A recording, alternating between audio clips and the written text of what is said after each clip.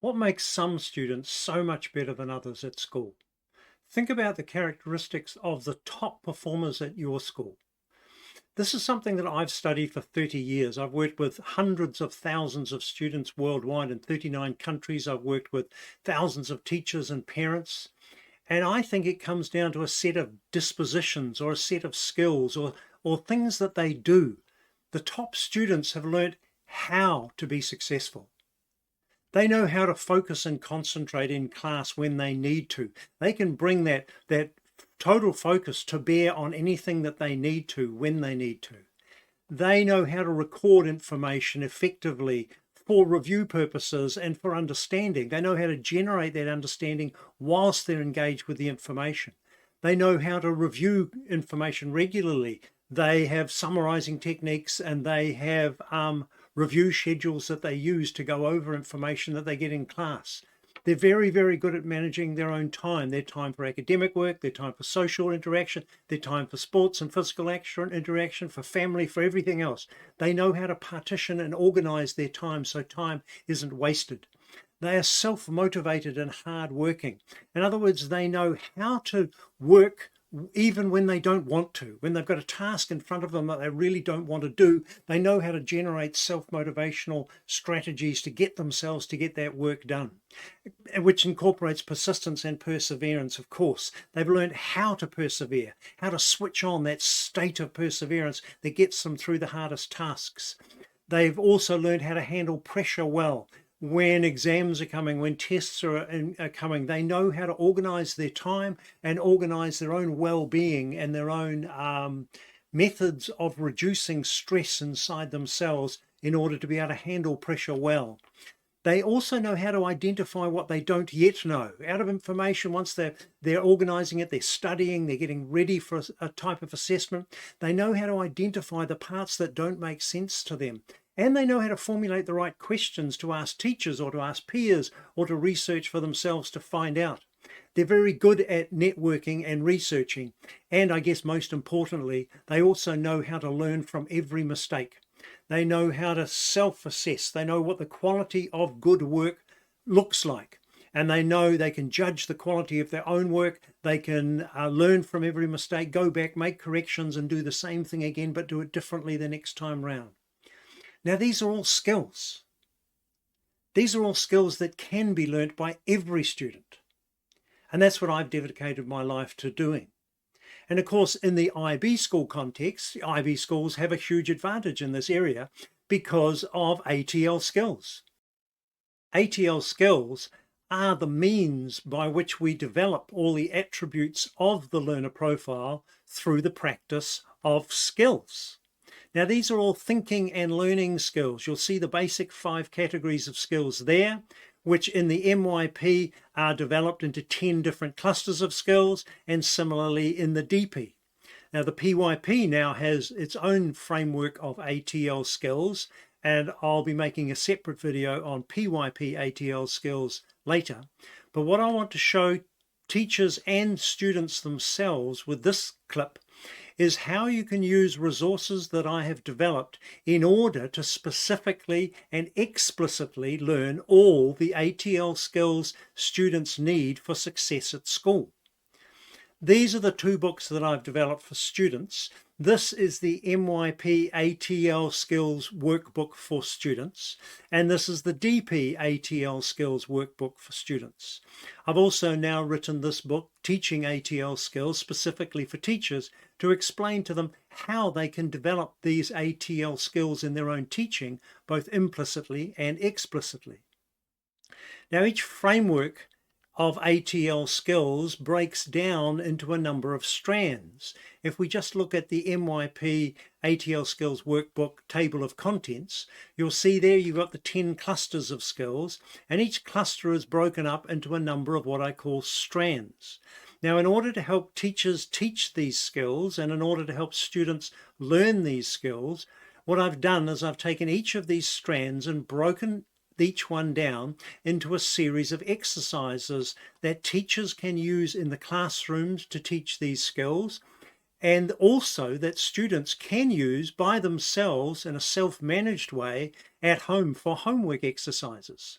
I'll show you what I mean. If we just take a couple of clusters to begin with, the organisation skills clusters and the affective skills cluster, just imagine if all your students knew how to do this, if they knew how to set deadlines so that they achieved them, they knew how to break down large chunks of work into small manageable pieces, set dates and schedules for each of those pieces, and work on developing the strategies they need to get through each piece, to build it together, to build the assignments that you want them to complete. Imagine if they all knew how to build a good exam study timetable, but build it in such a way that it actually gets them to do the study they need to pass exams. If they all knew how to achieve goals. I mean, everyone knows how to write goals, but very few people actually know how to achieve goals, go through all the steps necessary to achieve goals. And that's just some of the organizational skills. Look at the affective skills. Imagine if every student knew exactly how to persevere, what gets them to keep on keeping on when they need to, how to deal with pressure without turning it into stress, how to self-motivate. In fact, that's probably a good one to show you just as a demonstration. Here, if your students had the MYP ATL Skills workbook or the DP ATL Skills workbook, there's a section on self-motivational skills. And here it is here. Let me show you exactly what students would do if they wanted to learn how to self-motivate.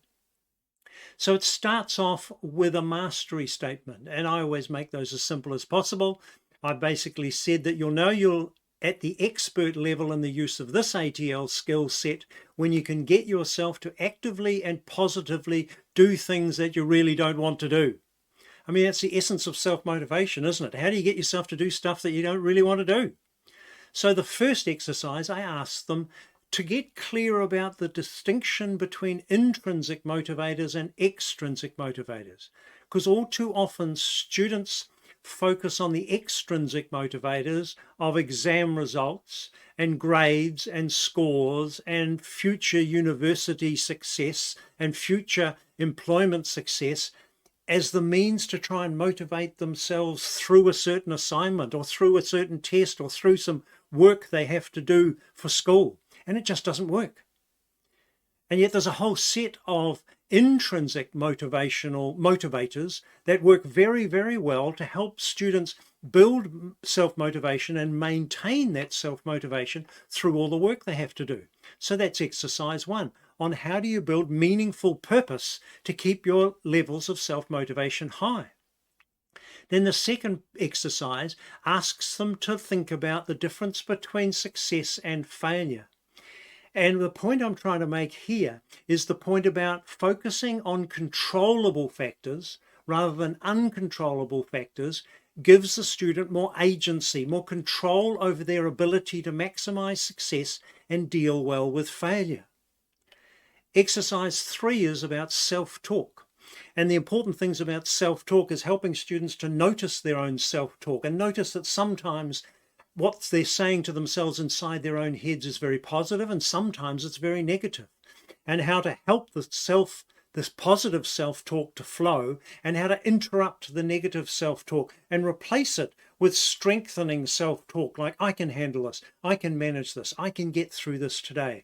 I think that learning to manage self-talk and realizing that it's not a sign of mental illness, it actually can be a sign of great mental strength if you learn how to manage and use self-talk positively. That's what that exercise is for.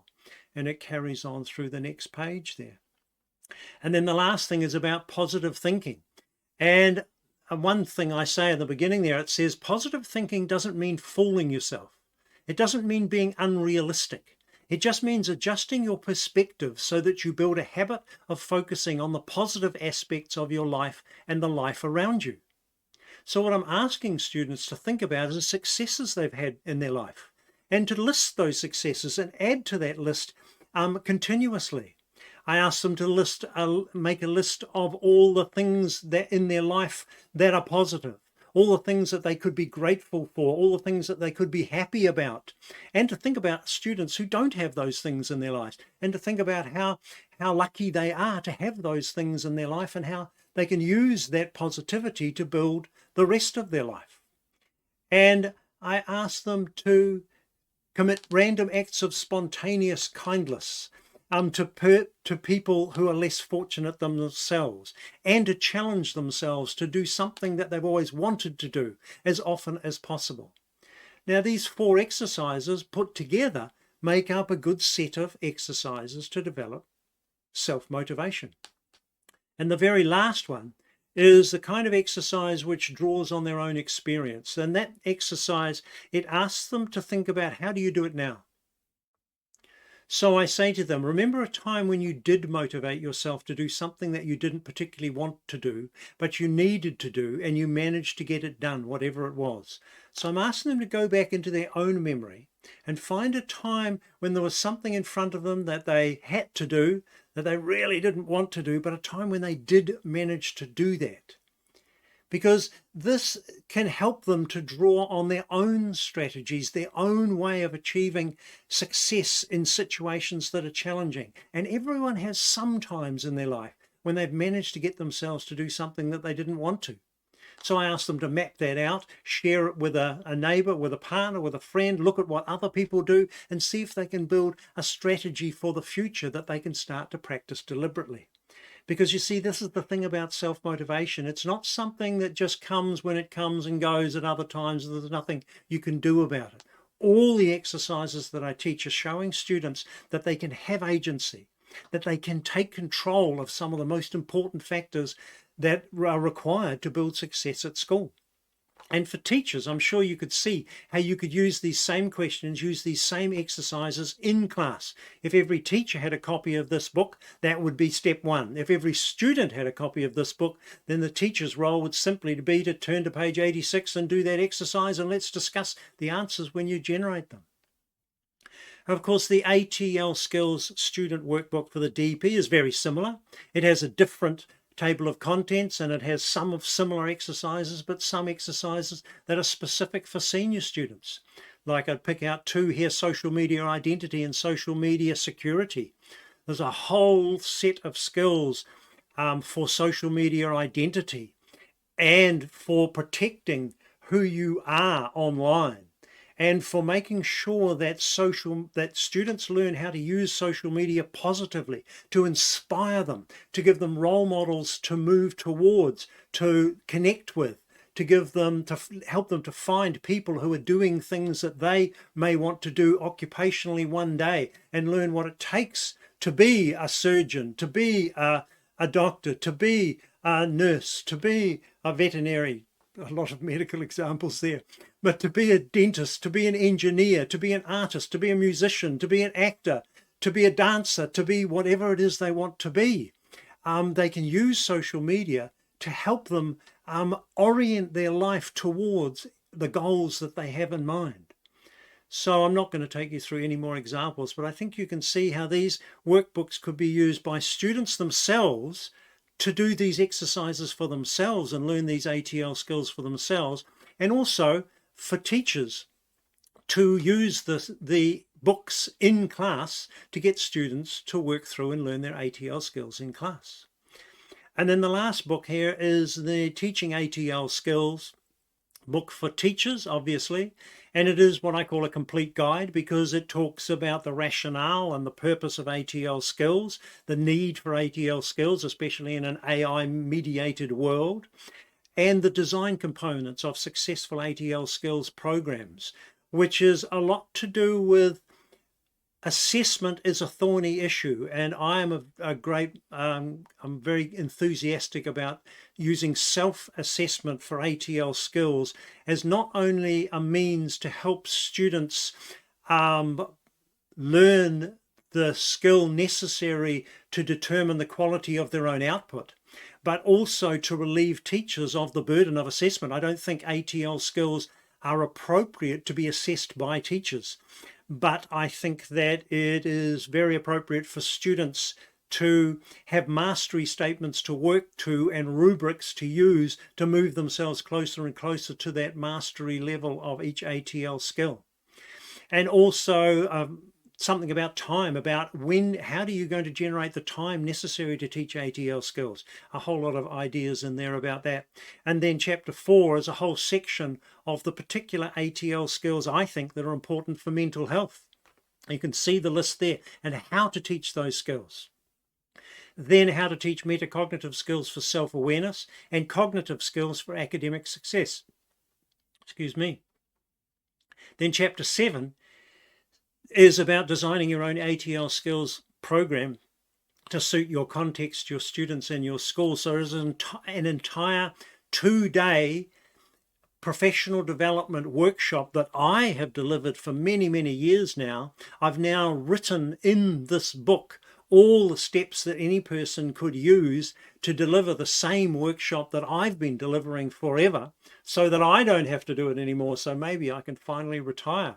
So that book, I think, is a necessity for all teachers involved in ATL Skills. So where can you get these books from? Well, the MYP ATL Students Workbook is available from Pronin IB using this QR code, or by directly emailing Chris Pronin himself. He'll look after you, he's a good bloke, at ib@proninib.com. The DP ATL Student Workbook is available directly from Pronin IB or by emailing Chris. This is the QR code for that book. And my Teaching ATL Skills Teacher's Guide is also available from Pronin IB using this QR code, or once again emailing Chris Pronin. So I hope that was useful for you, and I hope you enjoyed the books. Thanks very much. Bye.